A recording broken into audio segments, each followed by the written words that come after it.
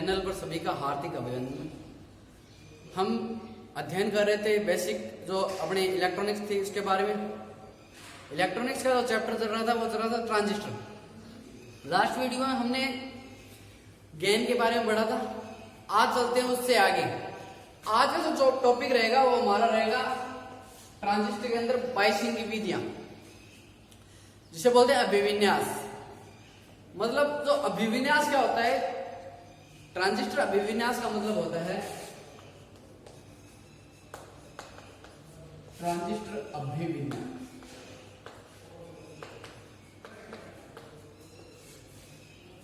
इसका मतलब होता है कि जो प्रचालन युक्तियां होती है ट्रांजिस्टर की, वो प्रचालन किस प्रकार उनका प्रचालन किया जाता है, उन विधियों के बारे में पढ़ेंगे। उससे बोलते हैं अभिविन्यास। कि देखो अभिविन्यास, देखो आपको एक सरल सी बात होती है, बता देता हूं मैं, कि हमने पढ़ा है कि अगर कोई इक्विपमेंट है तो उसके इनपुट, दो इनपुट के सिरे होंगे, दो आउटपुट के सिरे होंगे। तो मान लो कम से कम कितने परिपथ की जरूरत, सिरों की जरूरत पड़ती है, इनपुट और आउटपुट मिला के 4 सिरों में। लेकिन हमारे पास जो ट्रांजिस्टर है उसके अंदर सिरे कितने हैं? 3 ही सिरे हैं। और उन्हें हम किस नाम से जानते हैं? तीनों सिरों को बेस, कलेक्टर और एमीटर, इन 3 नाम से जानते हैं। लेकिन कम से कम भाई धारा चलाने के लिए या सर्किट को लोड जोड़ने के लिए और इनपुट सप्लाई देने के लिए कितने सिरों की जरूरत पड़ेगी? 4। तो हम इसमें क्या करते हैं कि एक सिरा शॉर्ट कर देते हैं। शॉर्ट करने का मतलब उसी को इनपुट सप्लाई से जोड़ देते हैं, उसी को आउटपुट सप्लाई के साथ जोड़ देते हैं। उसे बोलते हैं कॉमन। उसको क्या कर देते हैं? कॉमन कर देते हैं। तो जिससे क्या होगी कि वही इनपुट, वो सिरा, जिस सिरे को अपन कॉमन करेंगे वही इनपुट में जोड़ेगा और वही क्या जुड़ेगा? आउटपुट में जुड़ेगा। जिससे हमारे पास इनपुट में 2 सिरे हो जाएंगे और आउटपुट में 2 सिरे हो जाएंगे लोड जोड़ने के लिए। तो हमारा सर्किट क्या करेगा? भी अच्छी तरीके से वो प्रचालन करना स्टार्ट कर देगा। तो हम क्या करेंगे, इसके अंदर बाइसिंग की जो हमारे पास जो विधियां होती है, 3 विधियां होती है। 3 विधियां कौन कौन सी? कि देखो हमारे पास जो सिरे होते हैं वो होते हैं बेस,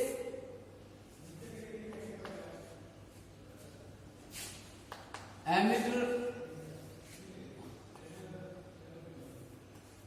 और कलेक्टर। अब हमने क्या किया कि इन तीनों को क्या कर देंगे? कोई एक सिरा का एक बार क्या कर देंगे? कॉमन कर देंगे। एक बार हम क्या करेंगे, जो अपना बेस है उसको कॉमन कर देंगे। एक बार हम एमीटर को कॉमन कर देंगे। एक बार हम कलेक्टर को मतलब कॉमन कर देंगे। तो कुल कितने परिपथ बन गए? भाई बाइसिंग की कितनी विधियां होंगी? अभिविन्यास की कितनी विधियां होंगी? 3 विधियां होंगी, जिसे हम नाम से जानेंगे। जिसके अंदर बेस को अपन अगर कॉमन करते हैं तो उसे जानेंगे कॉमन बेस अभिविन्यास या बाइसिंग। अगर हम क्या करते हैं, अगर कॉमन करते हैं एमीटर को तो उसे जोड़ेंगे कॉमन एमीटर के नाम से। यदि हम कलेक्टर को कॉमन करते हैं उसे जानेंगे कॉमन कलेक्टर। तो तीनों अभिविन्यास की कितनी विधियां होंगी? भी 3 विधियां होंगी। तीनों विधियों के बारे में हम जिक्र करेंगे कि किस विधि का कहाँ उपयोग किया जाता है, कैसे अपन इनपुट, अगर इनपुट में जोड़ते हैं तो कौन कौन सा सिरा काम करेगा, आउटपुट में जोड़ते हैं तो कौन कौन सा सिरा काम करेगा। ठीक है, प्रत्येक कॉमन, जब प्रत्येक सर्किट की कॉमन विन्यास करेंगे तो प्रत्येक का जानेंगे इसमें इनपुट कौन काम करता है और आउटपुट का कौन काम करता है। तो देखिए मैं इसको बोल दूं कॉमन बेस, कॉमन बेस अभिविन्यास।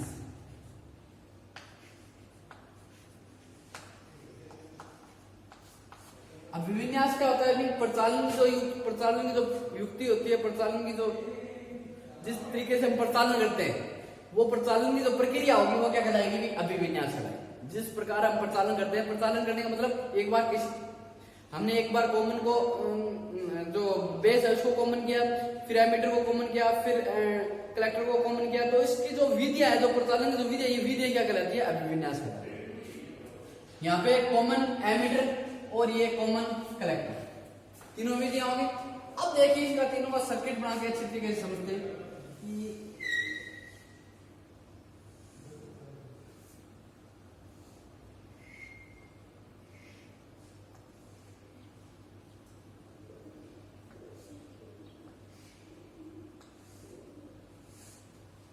अब देखिए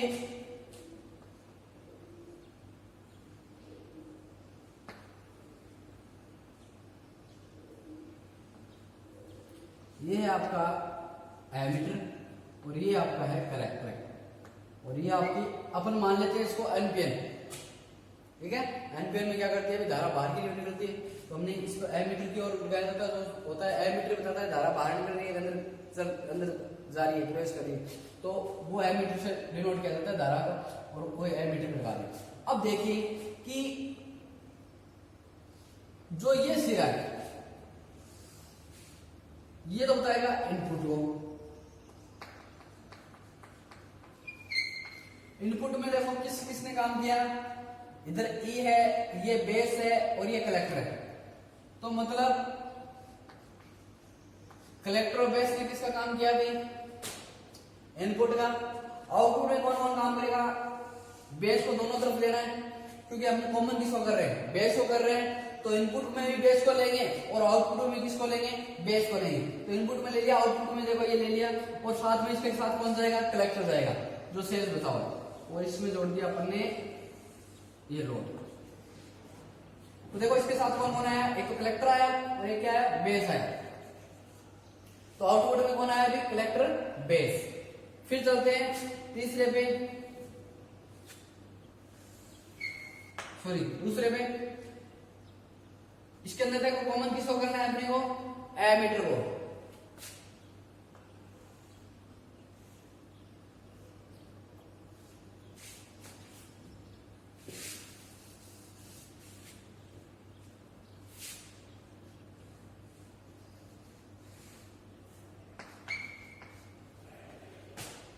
तो देखो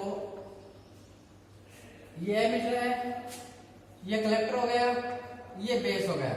तो देखो कलेक्टर को अपने को इनपुट में लेना है पहले, तो ये ले लिया इनपुट, किसके साथ आएगा, बेस के साथ आएगा, और यहां पे दे दी इनपुट। अब देखो आउटपुट एमीटर दोनों इनपुट और आउटपुट दोनों में रहेगा, ये आउटपुट में निकालिए और आउटपुट में साथ इसके साथ कौन जाएगा, कलेक्टर। तो ये एक से साथ आ गया कलेक्टर। तो देखो इसके अंदर इनपुट में किसने काम किया, इनपुट में काम किया एमीटर ने और बेस ने, और आउटपुट में किसने काम किया, आउटपुट में काम किया कलेक्टर ने और एमीटर ने। तो ये कलेक्टर और एमीटर। तो देखो ये कौन सा है, कॉमन एमीटर में, ये आपको अलग से सारणी बता दूंगा इसके बाद में अपन पढ़ने के लिए। और अब देख, अब चलते सी के अंदर, कॉमन कलेक्टर के अंदर। कॉमन कलेक्टर में देखो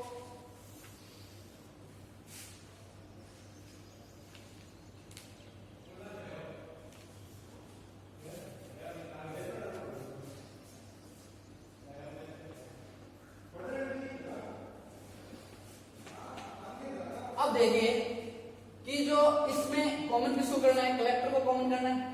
तो कॉमन कलेक्टर को कॉमन करना है, इसका मतलब कि इनपुट में भी कलेक्टर आना चाहिए और आउटपुट में क्या आना चाहिए, कलेक्टर आना चाहिए।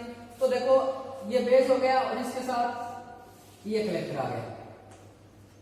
ये किसका काम कर रहे हैं, ये इनपुट का काम कर रहे हैं। अब देखिए आउटपुट में कलेक्टर को लेना है, इसमें कॉमन किसको क्या है, कलेक्टर को कर रहा है। तो आउटपुट में ये लोड लगा और लोड के साथ क्या आ गया अभी, एमीटर। कलेक्टर के साथ कौन सा आ गया, एमीटर। ये आपका आउटपुट। अब देखो अपन इसकी सारणी बना लेते हैं कि इनपुट में कौन काम करेगा और आउटपुट में कौन काम करेगा। तो इसको डायग्राम को यहां पे लिख दो।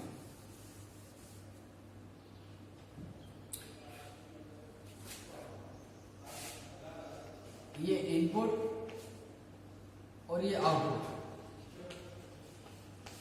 अब देखिए कौन सा अभिविन्यास आपका, कॉमन बेस।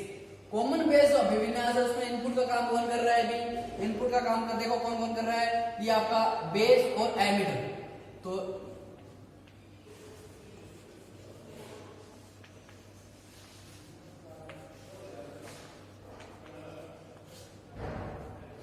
तो कौन कौन कर रहा है, बेस और एमीटर। आउटपुट का काम कौन कर रहा है, बेस और कलेक्टर। तो आउटपुट का काम कर रहा है बेस और कलेक्टर। अब इस तरीके से याद रखना, ताकि एग्जाम में डायग्राम से पूछ लेता है, भी बताइए कौन सी बाइसिकल विधि है। और अगर आपको डायग्राम ना पूछो सीधे पूछ सकता है इनपुट के अंदर कौन जुड़ा होता है, भाई कॉमन बेस के अंदर आउटपुट के कौन कौन सा सर्किट कौन कौन जुड़ा होता है, तो वो उनके ऊपर डिपेंड करता है किस प्रकार पढ़ना है। तो आपको दोनों तरीके से याद रखना है, तो आपको डायग्राम में याद होना चाहिए और आपको सीधा शॉर्ट भी याद होना चाहिए। तो देखिए फिर चलते हैं अपन कॉमन एमीटर के अंदर। कॉमन एमीटर के अंदर देखो इनपुट के अंदर कौन कौन जुड़ा हुआ है, ये अपना बेस है और ये एमीटर है। तो बेस और एमीटर। आउटपुट में देखिए कौन कौन सा जुड़ा हुआ है, आउटपुट में देखिए ये कलेक्टर है और ये एमीटर है, एमीटर और कलेक्टर। फिर चलते हैं कॉमन कलेक्टर की ओर। तो देखिए इनपुट में कौन कौन सा जुड़ा हुआ है, इनपुट में जुड़ा हुआ है बेस और कलेक्टर, बेस और कलेक्टर। और आउटपुट में कौन सा जुड़ा हुआ है, आउटपुट में जुड़ा हुआ है कलेक्टर और एमीटर, कलेक्टर और एमीटर। तो जो आपका सबसे ज्यादा जो यूज किया जाता है वो यूज किया जाता है कॉमन एमीटर। कौन सा यूज किया जाता है, कॉमन जो common base, common base, common ammeter है ये, और ये कॉमन कलेक्टर है। तो देखो अपन ने कल जो पढ़ा था उसमें देखो अल्फा था, अल्फा कौन सा था, अल्फा कौन सा था भी जिसके अंदर जो इनपुट में धारा थी वो कौन सी थी, कलेक्टर धारा, और जो नीचे धारा थी वो कौन सी थी भी, एमीटर धारा। और उसको हमने क्या बोला था, उसको बोला था हमने कॉमन बेस जो अभिविन्यास था उससे प्रदर्शित किया था।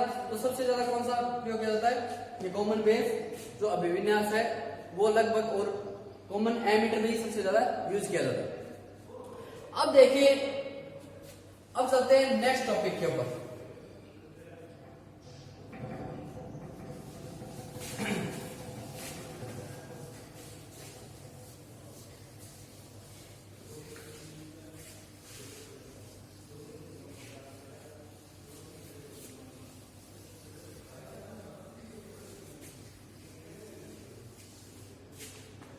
इसके अंदर देखो हम पढ़ेंगे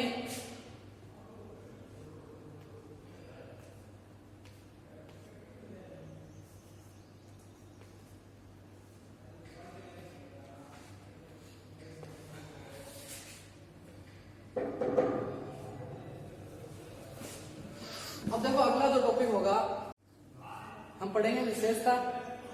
विशेषता के बारे में देखिए, विशेषता के बारे में आपको थोड़ा सा बता देता हूं कि जितने हमने जो सीबी, सीई और सीसी जो तीनों पढ़े हैं, इन तीनों की विशेषता के बारे में पढ़ेंगे। विशेषता मतलब तीनों का जो प्रतिरोध है, प्रतिरोध का मान कितना कितना होता है, इन तीनों इनपुट प्रतिरोध, आउटपुट प्रतिरोध, धारा का मान, वोल्टेज का मान, पावर का मान, उनका कहाँ कहाँ उपयोग होता है, फेज अंतर, इन 6 कोई विशेषता है, इन 6 विशेषताओं के बारे में हम जिक्र करेंगे। तो देखिए ये आपको एग्जाम की दृष्टि से इम्पोर्टेंट है, आपको याद रखना है। एग्जाम में पूछे जाते हैं, कोई ना कोई एग्जाम में के अंदर मान पूछे जाते हैं, तो आपको अच्छी तरीके से इनको याद कर लेना है। तो देखिए सबसे पहले बात करते हैं इनपुट प्रतिरोध की।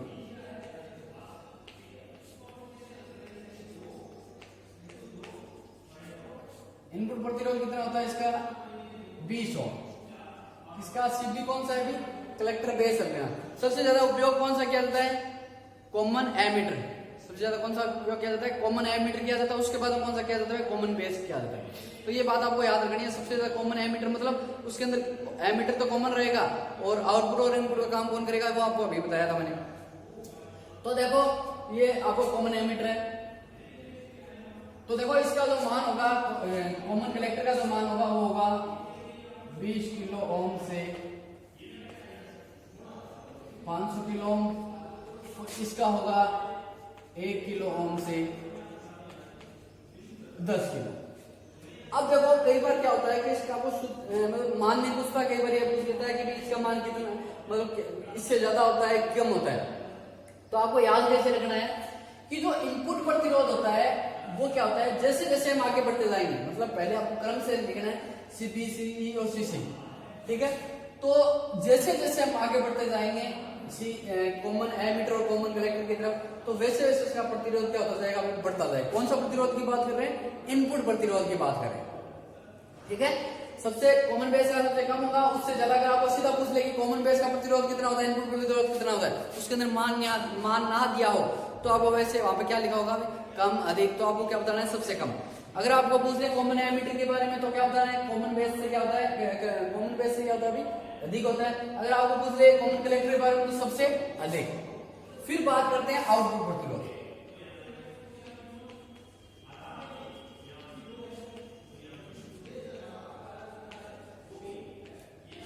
तो देखो आउटपुट प्रतिरोध इनपुट का बिल्कुल अपोजिट होता है, मतलब ये बढ़ता हुआ गया था, यहाँ पे क्या होता जाएगा, अभी कम होता जाएगा। ठीक है, तो देखो जो इसका इनपुट प्रतिरोध होता है वो कलेक्टर बेस का जो इनपुट प्रतिरोध होता है वो होता है 20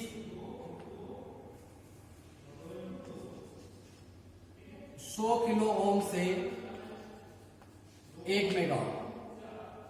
कितना होता है, 100 किलो ओम से 1 मेगा ओम। अब जैसे जैसे अपन आगे जाते जाएंगे इसका प्रतिरोध क्या होता जाएगा, अभी कम होता जाएगा। तो जस्ट इससे आगे होगा वो इसका हो जाएगा 10 किलो ओम से 100 किलो। ठीक है भाई, उसके आगे जाएंगे तो इसका क्या हो जाएगा, और कम हो जाएगा, तो इसका हो जाएगा 50 से 100। ठीक है भाई, देखो ये सबसे ज्यादा था मेगा ओम में था, इससे इसका मतलब कॉमन कलेक्टर क्या है, इससे कम आया, और कॉमन जो कॉमन एमीटर का था इससे कम आया, कॉमन कलेक्टर का क्या आएगा, अभी उससे कम आएगा। तो अगर आपको पूछ ले कि कॉमन कलेक्टर का जो आउटपुट प्रतिरोध होता है वो क्या होता है, सबसे कम, उसके बाद में ज्यादा किसका होता है, कॉमन एमीटर का, और सबसे ज्यादा किसका होता है, कॉमन बेस का। फिर देखिए, फिर हम चलते हैं आगे धारा गेन के बारे में। किसके बारे में पढ़ते हैं, धारा। तो देखो प्रतिरोध बढ़ता हुआ गया था, धारा इसकी क्या होगी, बिल्कुल अपोजिट होगी। धारा क्या होती जाएगी, बढ़ती जाएगी। प्रतिरोध क्या होता गया, कम होता गया, धारा क्या होती जाएगी, बढ़ती जाएगी। तो देखो जो धारा का मान होगा वो होगा 0.95 से 0.9। ये किसका मान है अभी, धारा का, किसमें, कॉमन बेस के अंदर।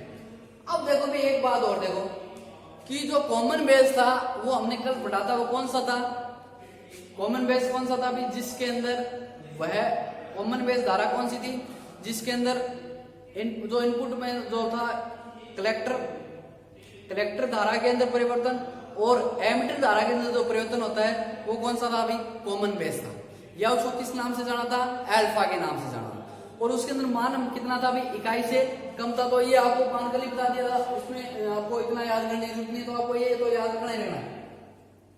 फिर देखिए जैसे हम आगे चलते जाएंगे वैसे देखो इसका हो जाएगा इकाई से कम।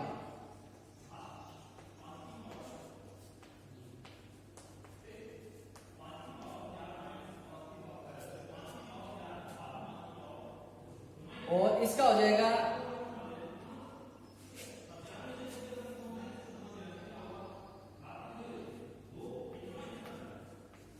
20 से 50। ठीक है भाई, ये धारा का मान है, ठीक है, सॉरी 20 से 500। अब देखिए आप पढ़ते हैं वोल्टेज।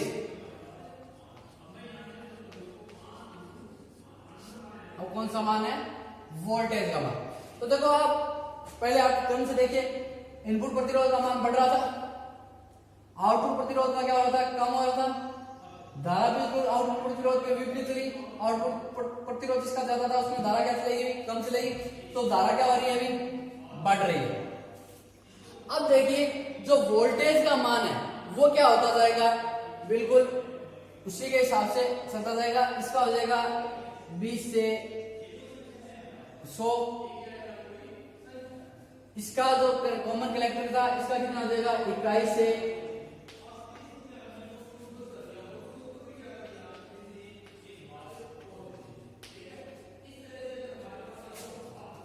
1 या इसको हम इस तरीके से बोल सकते हैं,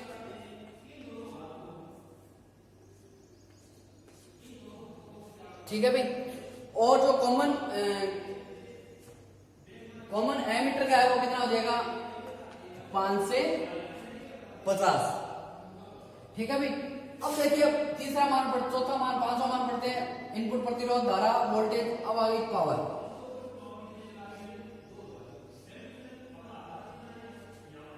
मान क्या होगा अभी, पावर का जो कॉमन बेस का जो मान होगा वो कितना होगा 20 से 100, और जो कॉमन कलेक्टर का जो मान होगा वो कितना होगा इकाई से कम।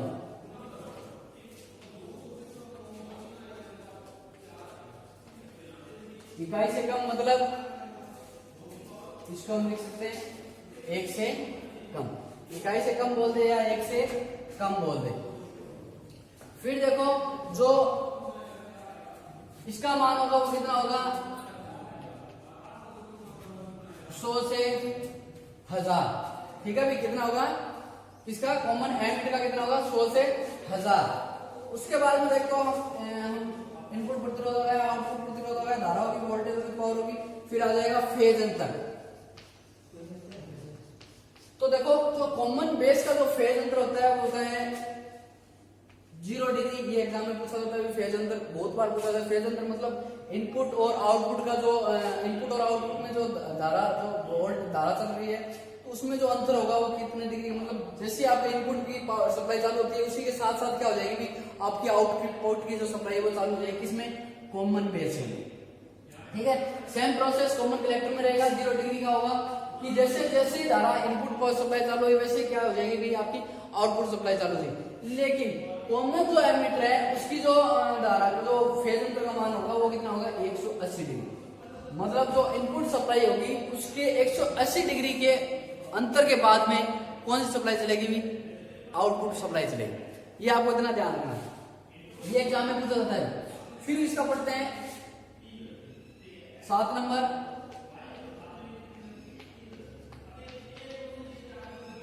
7 नंबर हो गया आपका उपयोग।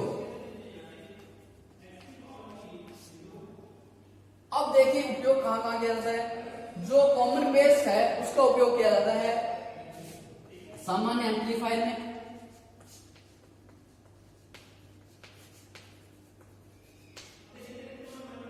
और कैस्केड एम्पलीफायर में।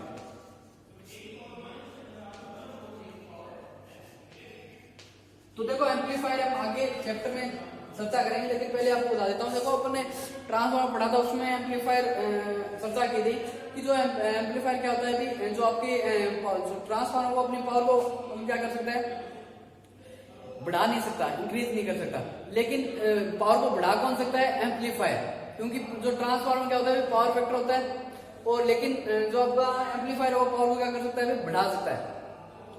तो जो कॉमन बेस है उसका उपयोग कहां किया जाता है सामान्य एम्पलीफायर और कैस्केड एम्पलीफायर में। जो कॉमन एमीटर है उसका उपयोग कहां किया जाता है, उसका उपयोग किया जाता है निम्न प्रतिबाधा से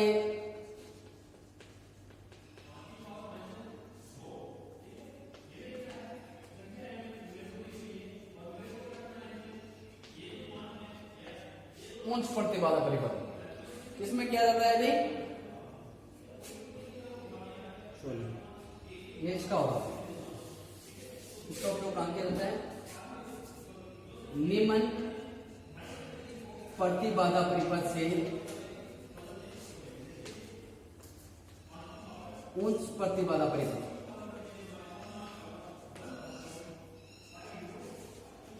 ठीक है, इसका कॉमन बेस का। और दूसरा ये है कॉमन एमीटर का, इसका उपयोग कहां किया जाता है सामान्य एम्पलीफायर में,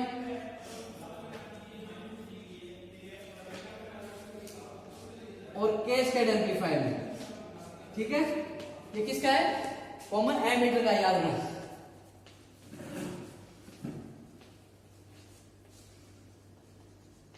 फिर देखिए जो कॉमन कलेक्टर है उसका उपयोग क्या जाता है एक इसका और क्या जाता है मैचिंग परिपथ में। कॉमन बेस का है, इसका एक प्रयोग और क्या जाता है मैचिंग परिपथ।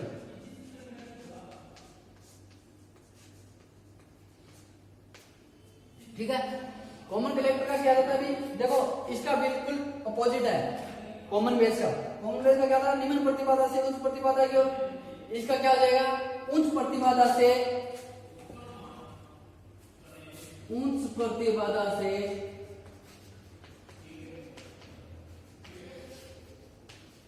निम्न प्रतिबाधा।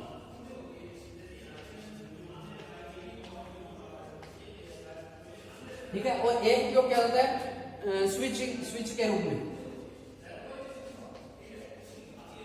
ये दो उपयोग आपको याद रखना, ठीक है भाई। उपयोग कहाँ मैचिंग परिपथ व निम्न प्रतिबाधा से उच्च प्रतिबाधा में कॉमन बेस का, कॉमन एमीटर का जो उपयोग किया जाता है वो किया जाता है सामान्य एम्पलीफायर और कैस्केड एम्पलीफायर में। और तीसरा जो था कॉमन कलेक्टर का, उसका उपयोग किया जाता है उच्च प्रतिबाधा से निम्न प्रतिबाधा में और स्विच के रूप में। तो देखो एक बार और देख लो, इनपुट प्रतिरोध था, उसका प्रतिरोध क्या हो रहा था, अभी बढ़ रहा था। सीपी का सबसे कम, कॉमन एमीटर का उससे ज्यादा और कॉमन कलेक्टर का सबसे अधिक। फिर था आउटपुट प्रतिरोध, कॉमन बेस का सबसे अधिक, कॉमन एमीटर का कॉमन बेस से कम और कॉमन कलेक्टर का सबसे कम। फिर देखो जो धारा है, धारा क्या होती है इकाई से, इसको आपको सीबी को इस तरीके से बोल सकते हो इकाई से कम, ठीक है। और कॉमन एमीटर की जो धारा थी वो थी 20 से 500 के बीच में और कॉमन कलेक्टर की थी इकाई से कम। तो आप इसको बोल सकते हो इसकी इकाई और इसका इकाई से अधिक और इसका इकाई से कम। फिर वोल्टेज को बोल सकते हो, वोल्टेज की कॉमन बेस के अंदर कितनी होती है 20 से 100, मतलब इससे सबसे अधिक इसी की होती है। फिर उसके बाद कॉमन एमीटर की होती है कॉमन बेस से कम और सबसे कम होती है या इकाई से कम होती है किसकी, कॉमन कलेक्टर की। फिर पावर है, पावर क्या होती है जो सबसे अधिक होती है कॉमन एमीटर की, ठीक है। और कॉमन एमीटर से कॉमन बेस की क्या होती है भी कम होती है और सबसे कम या इकाई से कम होती है वो किसकी होती है, कॉमन कलेक्टर की होती है। फिर फेज अंतर वो कितना होता है, जो कॉमन बेस होता है उसका 0 डिग्री, कॉमन कलेक्टर का 0 डिग्री और कॉमन एमीटर का कितना 180 डिग्री, या आपका उपयोग है। आज के लिए इतना ही। नेक्स्ट जो टॉपिक है, एक चैप्टर एक टॉपिक और बचा है, उसके बारे में जिक्र करेंगे अपन, अध्ययन करेंगे नेक्स्ट टॉपिक। धन्यवाद, गुड बाय।